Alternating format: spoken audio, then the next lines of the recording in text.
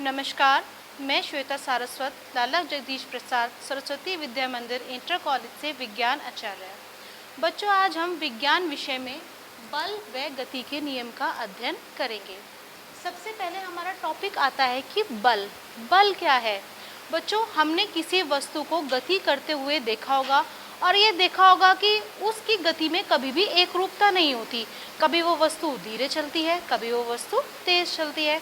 कभी आपने ध्यान किया कि वो कारण क्या है, किस कारण से वस्तु गति करती है? यह बच्चों, आप कभी जब मार्केट में जाते हैं तो शॉप के दरवाजे पर पुश और पुल लिखा हुआ होता है। पुश यानी क्या? धक्का देना, पुल यानी कि खींचना। जब आप उस दरवाजे को पुश या पुल करते हैं तो आपने देखा होगा दरवाज़ा बंद होता है या खुलता है, यानी कि दरवाजे की स्थिति में परिवर्तन होता है।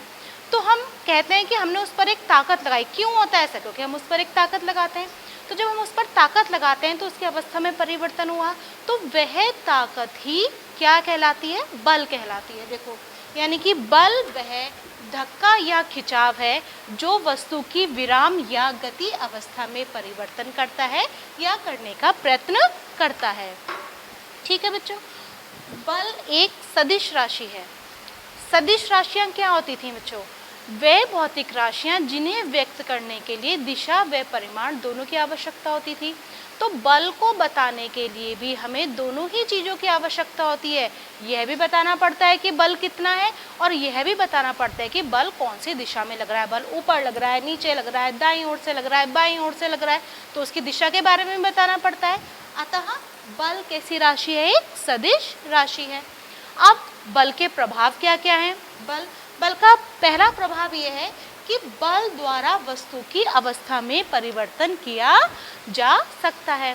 बल के द्वारा हम वस्तु को विराम अवस्था से गति अवस्था में और गति अवस्था से विराम अवस्था में ला सकते हैं। जैसे कोई वस्तु, देखो बच्चों, जैसे कि ये बॉल है, ये बॉल किस अवस्था में है? विराम अवस्था में है। जब मैं इस पर धक्का लगाऊंगी, यानी कि मैंने कुछ बल लगाया, तो बॉल कैसी अवस्था में आ गई? गति अवस्था में आ गई। यानी कि बल के द्वारा हम विराम अवस्था को गति अवस्था में ला सकते हैं। दूसरा, जब ये बॉल गति कर रही थी तो हमने फोर्स लगाया और बल को वापस किस अवस्था में ला दिया? हमने विराम अवस्था में। यानी कि बल के द्वारा हम इस बॉल की या किसी भी वस्तु की स्थिति में परिवर्तन कर सकते हैं। नंबर 2, बल द्वारा वस्तु की गति की दिशा में परिवर्तन कर सकते हैं। इसका एग्जाम्पल ये है कि जब आप फुटबॉल खेलते होगे तो आपने देखा होगा कि फुटबॉलर जब किक मारता है तो फुटबॉल किसी दिशा में जाती है, उसकी गति किसी और दिशा में चलती है। उधर से दूसरा प्लेयर आया, उसने और हिट कर दिया, तो बॉल की जो दिशा हो गई वो परिवर्तित हो गई। यानी कि बल के द्वारा हम वस्तु की गति की दिशा में भी परिवर्तन कर सकते हैं। बल द्वारा वस्तु के वेग में भी परिवर्तन हो सकता है। जैसे कोई फुटबॉलर है, उसने धीरे से किक मारी, थोड़ा बल लगाया तो बॉल जो है वो धीरे चली। दूसरा प्लेयर उधर से आया, उन्होंने और तेज किक मारी, उस पर बल अधिक लगाया, तो उसके क्या हुआ? उसके वेग में परिवर्तन हुआ। तो बल के द्वारा हम वस्तु के वेग में भी परिवर्तन कर सकते हैं। बल के द्वारा वस्तु के आकार में परिवर्तन। देखो बच्चों, ये बॉल किस शेप की है? राउंड शेप की है, गोल है। अगर हमने इस बॉल पर बल लगाया, इस वस्तु पर बल लगाया, तो इसके आकार में परिवर्तन हुआ। तो यानी कि बल के द्वारा वस्तु के आकार में भी परिवर्तन होता है। अब आता है बल के प्रकार। बल 2 प्रकार के होते हैं बच्चों, संतुलित बल और असंतुलित बल। संतुलित बल क्या होते हैं? यदि किसी वस्तु पर 2 या 2 से अधिक बल इस प्रकार लगाए जाएं कि उनका परिणामी जो बल हो वो 0 हो, तो वो क्या कहलाता है? हमारा संतुलित बल। जैसे कि ये एक बॉक्स है, ठीक है, इस बॉक्स से मैंने 5 न्यूटन का बल इधर से लगाया, 5 न्यूटन का बल इधर से लगाया। दोनों ही बल कैसे हैं? समान हैं, लेकिन इनकी दिशा कैसी है? विपरीत है। ये वाला बल इधर धकेलने की कोशिश करेगा, ये वाला बल इधर धकेलने की कोशिश करेगा। ये दोनों बल समान है, विपरीत दिशा में। ये वाला यानी कि ये क्या हो गया? +k5। इधर जो बल लग रहा है विपरीत दिशा में, यानी कि -k5। कैंसिल होके क्या आ गया? 0। यानी कि इनका परिणामी बल क्या हुआ? 0 हुआ। यानी कि उस बॉक्स की स्थिति में कोई परिवर्तन नहीं हुआ। या आपने कभी खेला हो रस्सा कस्सी का खेल। इसमें क्या होता है कि रस्सी होती है, एक टीम इधर होती है, एक टीम इधर होती है। कुछ बच्चे रस्सी को इधर खींचना चाहते हैं, कुछ बच्चे रस्सी को उधर खींचना चाहते हैं। यदि दोनों बल समान होंगे और विपरीत दिशा में लग रहे होंगे, और लेकिन क्या हो, ना तो प्लेयर की स्थिति कहीं भी वो हिले डुले, ना रस्सी कहीं हिले, तो लगने वाला बल कैसा होगा हमारा, संतुलित बल। ठीक। नंबर 2 क्या आता है, असंतुलित बल। असंतुलित बल क्या होते हैं कि यदि 2 या 2 से अधिक बल इस प्रकार कार्य कर रहे हो कि उनका परिणामी बल 0 ना हो, तो उसे क्या कहलाते हैं, कहते हैं असंतुलित बल। जैसे यही बल है, इसमें इधर से 5 न्यूटन का बल लगा और इधर से हमारा 3 न्यूटन का बल लगा। दोनों बल क्या है, असमान है। ये वाला बल इसे इधर धकेलने की कोशिश करेगा, ये वाला बल इसे इधर धकेलने की कोशिश करेगा, लेकिन ये जो लगने वाले बल होंगे असंतुलित बल होंगे, इसलिए इसके बॉक्स की स्थिति में परिवर्तन होगा। जैसे कि मैंने अभी रस्साकसी खेल का उदाहरण दिया था कि माना कि एक टीम दुर्बल है और एक टीम ताकतवर है, तो जो ताकतवर टीम होगी वो दुर्बल टीम को अपनी ओर खींच लेगी। खींचने से क्या होगा, रस्सी में भी परिवर्तन होगा और टीम के सदस्यों की स्थिति में भी परिवर्तन होगा। ये आते हैं आपके बल, बल के प्रकार। अब हम पढ़ेंगे गति के नियम।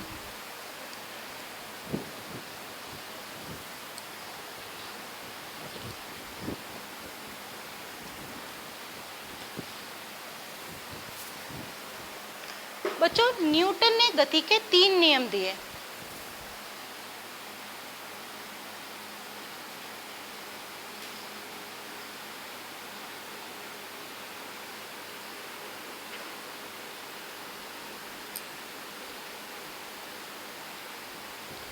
पहला नियम,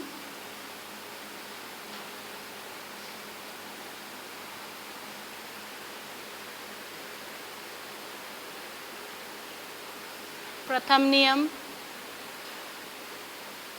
दूसरा, न्यूटन का द्वितीय नियम। न्यूटन का द्वितीय नियम। और तीसरा, न्यूटन का तृतीय नियम। न्यूटन का तृतीय नियम। तो सबसे पहले हम आते हैं न्यूटन के प्रथम नियम पर। न्यूटन का प्रथम नियम देने से पहले गैलीलियो एक वैज्ञानिक थे। उन्होंने किसी झुके हुए तल पर किसी वस्तु को गति करते हुए देखा, तो उन्होंने यह निष्कर्ष निकाला कि कोई वस्तु तब तक गति करती रहती है जब तक उस पर कोई बल लगाकर उस वस्तु को ना रोका जाए। न्यूटन, उन्होंने उनकी विचार को आगे बढ़ाया और उन्होंने कहा कि यह बात खाली गति करती हुई वस्तुओं पर लागू नहीं होती, जो वस्तु विराम अवस्था में है उन पर भी लागू होती है। तो न्यूटन ने अपने प्रथम नियम में बताया कि यदि कोई वस्तु विराम अवस्था में है तो वह वस्तु विराम अवस्था में रहेगी, और यदि कोई वस्तु गति अवस्था में है तो वह वस्तु गति अवस्था में रहेगी जब तक उस पर कोई हम बाह्य बल कार्य ना करें। सपोज मेरे हाथ में ये मार्कर रखा है बच्चों, ये किस अवस्था में है, विराम अवस्था में है। यदि मैं इस पर कोई बाह्य बल ना लगाऊं तो चाहे 1 दिन हो जाए चाहे 2 दिन हो जाए, ये मार्कर यहीं रखा रहेगा। ये बुक है, ये बुक रखी भी है, ये अपनी जगह से नहीं हिलेगी जब तक इस पर कोई मैं बाह्य बल कार्य ना करे, केवल अपनी विराम अवस्था में ही रहेगी। ये बच्चों विराम अवस्था के लिए नहीं होता, ये गति अवस्था के लिए भी होता है। आपने देखा होगा, जैसे मैंने बॉल को पुश करते हुए दिखाया था कि बॉल ने गति करने लगी, तो यह बॉल तब तक गति करती रहती है जब तक मैं इस पर, जैसे मैंने हाथ लाकर बॉल को रोका तो बॉल रुक गई, यानी कि विराम अवस्था में आ गई।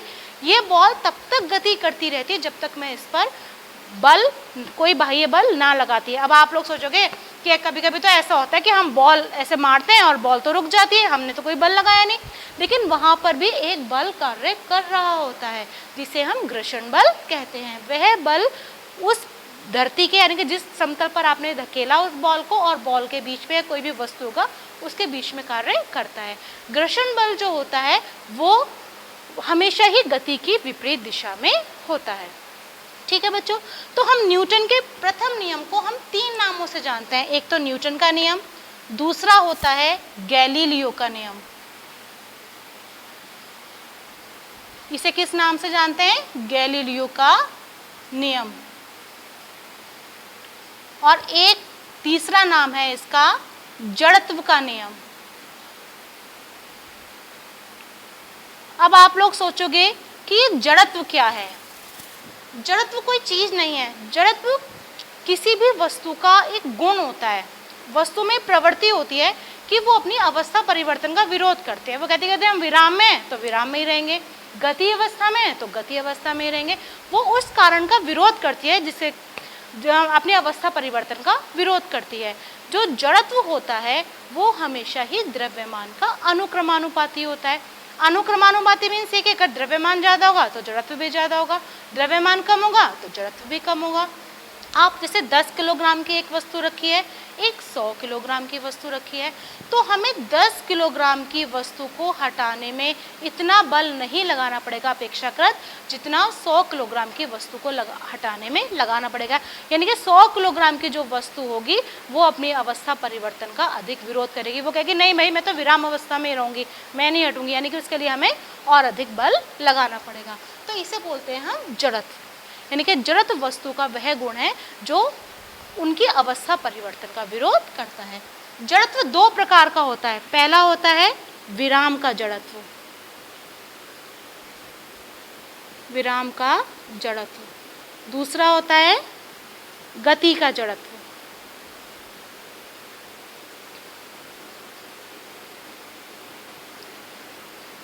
विराम का जड़त्व यह है कि यदि कोई वस्तु विराम अवस्था में है तो वो विराम में ही रहेगी। गति का जड़त्व है यदि कोई वस्तु गति अवस्था में है तो वह गति अवस्था में ही रहेगी, चलती रहेगी। ठीक है, अब इसी में कुछ उदाहरण से समझाती हूँ मैं बच्चों कि कभी कभी आपने या अधिकतर कभी आप बस में या गाड़ी में जाते हैं तो आप सीट पर बैठे हुए हैं या खड़े हुए हैं, ड्राइवर ने अचानक, गाड़ी चल रही है, ड्राइवर ने अचानक ब्रेक मारा तो क्या होता है, हम आगे की ओर झुक जाते हैं। कभी आपने सोचा ऐसा क्यों होता है? ये भी जड़त्व के कारण होता है कि जो हिस्सा हमारे सीट के संपर्क में है वो ब्रेक मारने से कैसी अवस्था में आ गया, विराम अवस्था में। लेकिन जो हिस्सा हमारा ऊपरी हिस्सा जो सीट के संपर्क में नहीं है वो गति अवस्था में ही रहना चाहेगा, इसलिए हम आगे की ओर धकेल जाते हैं। इसका एग्जाम्पल ये भी है कि जब गाड़ी चल रही है और अचानक जब गाड़ी स्टार्ट होती है तो एकदम पीछे की ओर गिरते हैं। इसका कारण भी यही है कि जो हिस्सा हमारे सीट के संपर्क में होता है वो अचानक से गति अवस्था में आ जाता है और जो हमारा ऊपरी हिस्सा होता है वो विराम अवस्था में रहना चाहता है, इसलिए हम पीछे की ओर धकेल जाते हैं। या एक उदाहरण से और समझाती हूँ मैं बच्चों। कभी आपने मम्मी को देखा होगा जब वो दरी पीटती हैं तो उसमें से धूल के कण नीचे गिरते हैं। ऐसा क्यों होता है कि जब दरी पर डंडे की चोट लगती है तो दरी कैसी अवस्था में आ जाती है, गति अवस्था में आ जाती है। लेकिन जो धूल के कण होते हैं वो विराम अवस्था में ही रहना चाहते हैं, इसलिए वो नीचे की ओर गिर जाते हैं। या आपने कभी पेड़ को जब जोर से टहनी हिलाते हैं तो क्या होता है, उसके जो फल या जो पत्तियां होती हैं वो नीचे गिर जाती हैं। इसका कारण भी जड़त्व है कि जब हमने उस टहनियों को जोर से हिलाया तो टहनियाँ तो हमारी गति अवस्था में आ गई और जो हमारी पत्तियां या जो फल थे वो नीचे विराम अवस्था में रहने के कारण वो नीचे की ओर गिर जाते हैं। या इसका एक उदाहरण और बताती हूँ मैं आपको। बच्चों आपने कैरम खेलते ही हो तो आप कभी कभी उसकी जो गोटे हैं वो एक के ऊपर एक लगा लेते हो इस तरीके से, और जब स्ट्राइकर तेजी से हिट करते हो, जोर से मारते हो, तो जो नीचे की गोटी होती है वो तो एकदम से गति अवस्था में आती है और नीचे से निकल जाती है। लेकिन जो ऊपरी गोटी होती है वो वही रहना चाहती है, जड़त्व के कारण वहीं के वहीं ठहर जाती हैं। इसलिए हम न्यूटन के प्रथम नियम को 3 नामों से जानते हैं। न्यूटन का प्रथम नियम, गैलीलियो का नियम और जड़त्व का नियम। ठीक है बच्चों, अब आता है हमारा न्यूटन का द्वितीय नियम।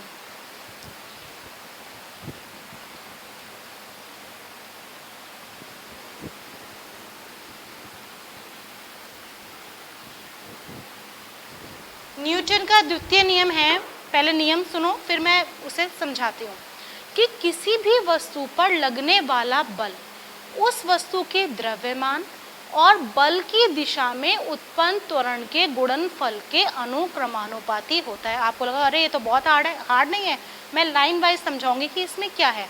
मैंने आपको बताया था जो लगने वाला बल होता है उसे हम F से प्रदर्शित करते हैं, जो किसी वस्तु का द्रव्यमान होता है उसे M से प्रदर्शित करते हैं और जो त्वरण होता है उसे हम A से प्रदर्शित करते हैं। मैंने बोला किसी वस्तु पर लगने वाला बल, यानी कि बल क्या हुआ, F, उस वस्तु के द्रव्यमान के अनुक्रमानुपाती होता है। ये निशान होता है बच्चों अनुक्रमानुपाती का। अनुक्रमानुपाती का मीन्स होता है कि अगर द्रव्यमान बढ़ेगा तो बल भी बढ़ेगा, द्रव्यमान घटेगा तो बल भी घटेगा। ये हो गई समीकरण नंबर 1। लगने वाला बल, जैसे कि अगर द्रव्यमान कम होगा, हल्की वस्तु होगी तो आप उसे अवस्था परिवर्तन करने के लिए कम बल लगाना पड़ेगा, द्रव्यमान ज्यादा होगा तो आपको अधिक बल लगाना पड़ेगा। और जो लगने वाला बल होता है वो त्वरण के भी अनुक्रमानुपाती होता है। बच्चों त्वरण क्या होता था? त्वरण होता था वेग परिवर्तन की दर। क्या होती थी? वेग परिवर्तन की दर। ये हो गई समीकरण नंबर 1, ये हो गई समीकरण नंबर 2। समीकरण 1 व 2 से, समीकरण 1 व 2 से ये भी F के अनुक्रमानुपाती, ये भी F के अनुक्रमानुपाती, तो F अनुक्रमानुपाती M × A, यही हमारा द्वितीय नियम है। क्या मैंने क्या बोला अभी? किसी वस्तु पर लगने वाला बल उस वस्तु के द्रव्यमान और बल की दिशा में उत्पन्न त्वरण के गुणनफल के अनुक्रमानुपाती होता है, यही द्वितीय नियम है। बच्चों जब भी हम अनुक्रमानुपाती का निशान हटाते हैं तो हमें एक कांस्टेंट रखना पड़ता है, एक नियतांक रखना पड़ता है। नियतांक का मीन्स जिसका जो मान हो वो स्थिर हो। तो जब हम यहाँ अनुक्रमानुपाती का निशान हटाएंगे और बराबर का निशान लगाएंगे तो हमने यहाँ कांस्टेंट रखा, नियतांक रखा k। क्या नियतांक रखा? k। यदि k बराबर 1 तो क्या आ गया? F = ma। यहीं से हमें बल का सूत्र प्राप्त हुआ। बल का सूत्र क्या होता है? बल बराबर द्रव्यमान गुना त्वरण। बल बराबर क्या फार्मूला होता है? बल बराबर द्रव्यमान गुना त्वरण। ठीक है बच्चों, या F = m × a। बच्चों किसी भी कंडीशन में यदि लगने वाला बल शून्य होगा, यदि F = 0 है तो हमेशा ही A = 0 होगा, यानी कि त्वरण का मान शून्य होगा, क्योंकि वस्तु का द्रव्यमान कभी भी शून्य नहीं हो सकता। यदि F शून्य होगा तो हमेशा क्या शून्य होगा? A शून्य होगा, क्योंकि द्रव्यमान तो शून्य हो नहीं सकता। ए शून्य होने का मतलब यह है कि यदि किसी वस्तु पर कोई बल नहीं लग रहा होगा तो वह वस्तु में वेग परिवर्तन नहीं हो रहा होगा। वेग परिवर्तन नहीं हो रहा होगा इसका मतलब या तो वस्तु विराम अवस्था में होगी या गति अवस्था में होगी। अतः जो न्यूटन का द्वितीय नियम है वो भी प्रथम नियम का ही एक अंग है। अब हम F = ma से ही बल का मात्रक निकालेंगे। देखो बच्चों, F = m × a। द्रव्यमान का मात्रक क्या होता है? किलोग्राम। त्वरण का मात्रक क्या होता है? मीटर प्रति सेकंड स्क्वायर। आपने पढ़ा था अभी लास्ट चैप्टर में, मीटर प्रति सेकंड स्क्वायर।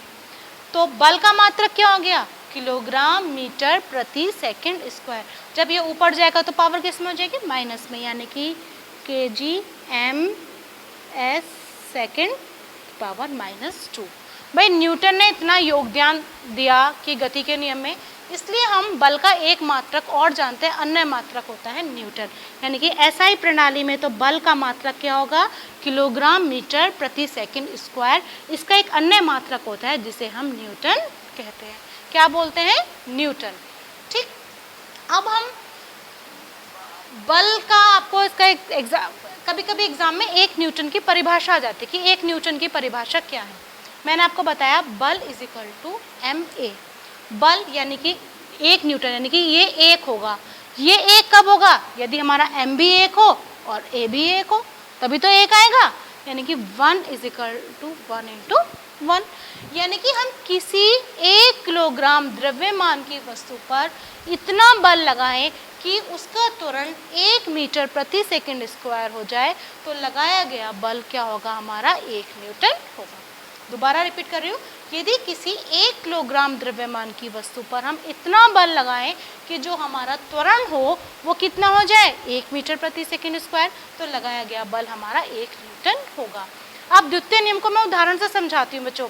आपने कभी कभी देखा होगा जब क्रिकेट खेलते हैं तो फील्डर जब बॉल कैच करता है बॉल आती है अचानक तो वो अपना हाथ पीछे की ओर कर लेता है। इसका कारण पीछे की ओर करता है तो उसके जो हथेली पर जो चोट लगती है वो कम लगती है। इसका कारण क्या है बच्चों, जब बॉल आ रही है, बॉल तेजी से आ रही है तो बॉल का वेग शून्य करने में उसे कैसा समय लगेगा, अधिक समय लगेगा।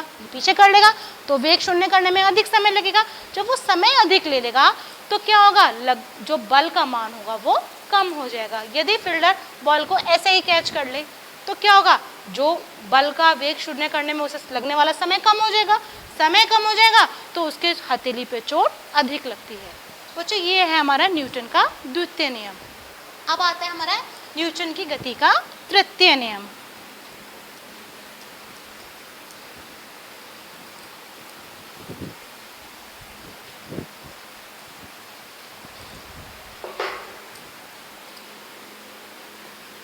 न्यूटन का तृतीय नियम। बच्चों इसे एक नाम से और जानते हैं, इसे बोलते हैं हम क्रिया प्रतिक्रिया का नियम। न्यूटन ने अपने द्वितीय नियम में ये बताया कि यदि एक वस्तु दूसरी वस्तु पर बल लगाती है तो दूसरी वस्तु भी पहली वस्तु पर उतना ही बल लगाती है, लेकिन बल की दिशा कैसी होती है, विपरीत दिशा। यदि एक वस्तु दूसरी वस्तु पर बल लगाएगी तो दूसरी वस्तु भी पहली वस्तु पर उतना ही बल लगाती है, लेकिन जो बल की दिशा हो जाती है वो कैसी होती है, विपरीत दिशा। इसमें एक बल क्रिया होता है और एक बल प्रतिक्रिया होता है, लेकिन हम यह नहीं बता सकते कि कौन सा बल क्रिया है कौन सा प्रतिक्रिया, कि पर्टिकुलर ये बल क्रिया है या ये बल प्रतिक्रिया है, ऐसा नहीं होता। और एक ये बात ध्यान रखनी होगी कि दोनों ही बल किसी एक वस्तु पर नहीं लगते, दोनों बल लगने के लिए हमें अलग अलग वस्तु चाहिए। यानी कि एक वस्तु पर हमें कोई क्रिया बल लग रहा होगा, दूसरी वस्तु पर हमारा प्रतिक्रिया बल लग रहा है। जैसे क्रिकेट खेलते समय जब बॉल मारते हैं तो बॉल के द्वारा बैट पर एक बल लगता है, माना वह बल F1 है तो बैट भी बॉल पर उतना ही बल लगाती है, इसे माना हमने F2। ये दोनों बल बराबर होंगे लेकिन इनकी दिशा कैसी होगी, विपरीत। ध्यान रखना, न्यूटन के गति के तीसरे नियम को हम क्रिया प्रतिक्रिया का नियम भी कहते हैं। दोनों बल बराबर होंगे लेकिन दिशा कैसी हो जाएगी उनकी, विपरीत। इसको मैं उदाहरण समझाती हूँ। आपने देखा होगा कि जब स्विमिंग करते समय तैराक जोर जोर से पानी ऐसे करता है तो उतनी ही स्पीड से वो आगे की ओर जाता है। ठीक, ऐसा क्यों होता है कि जितनी स्पीड से वो पानी पीछे करेगा उतनी स्पीड से आगे जाएगा। ऐसा क्यों होता है, ऐसा इसलिए होता है कि वो पीछे पर पानी पर एक बल लगा रहा है तो पानी भी उतना ही बल उस पर आगे की ओर धकेलने में लगाती है। या कभी कभी हम जब नाव से किनारे पर कूदते हैं तो नाव को हम पैर से पीछे की ओर धकेलते हैं। कभी देखा हो या ना देखा हो तब ध्यान करना, पीछे की ओर धकेलते हैं। धकेलने से क्या होता है कि हम एक बल नाव पर पीछे की ओर लगाते हैं तो नाव भी उतने ही बल से हमें आगे की ओर धकेल देती है। या पहले, अब तो नहीं होता, पहले के टाइम में जब कुएं से पानी खींचते थे तो कभी कभी रस्सी टूट जाने पर वो जो व्यक्ति होता था वो पीछे की ओर गिर जाता था। ऐसा क्यों होता था, क्योंकि हम पानी की भरी हुई बाल्टी जब हम खींच रहे हैं तो हम बाल्टी पर एक बल लगा रहे हैं, उतना ही बल बाल्टी नीचे की ओर लगा रही है। यदि रस्सी टूट जाती है बीच में से तो बाल्टी पर लगने वाला बल क्या होता है, शून्य हो जाता है और वो व्यक्ति पीछे की ओर गिर जाता है। आज बच्चों हमने न्यूटन के तीनों नियम पढ़े, प्रथम नियम, द्वितीय नियम, तृतीय नियम। आशा करती हूँ आपको समझ में आया होगा। अब अगला टॉपिक हम अगली वीडियो में देखेंगे।